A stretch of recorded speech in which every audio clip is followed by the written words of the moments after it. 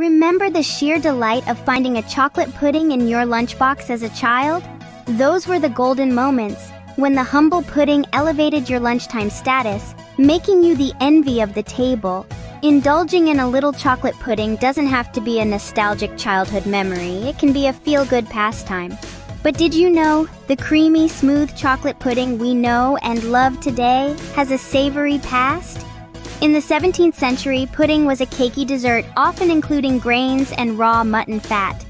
The creaminess we're familiar with came about in the mid-1800s. We can all agree, we prefer our chocolate pudding without raw kidney fat. And while the origin of National Chocolate Pudding Day is a bit obscure, we can celebrate it with abandon every June 26th. It's a day to revel in the joy of this creamy, chocolatey treat, bringing back those childhood memories of lunchtime dessert trading.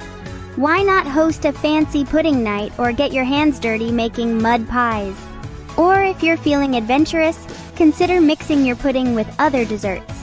Use your creativity to jazz things up a bit. After all, it's only pudding.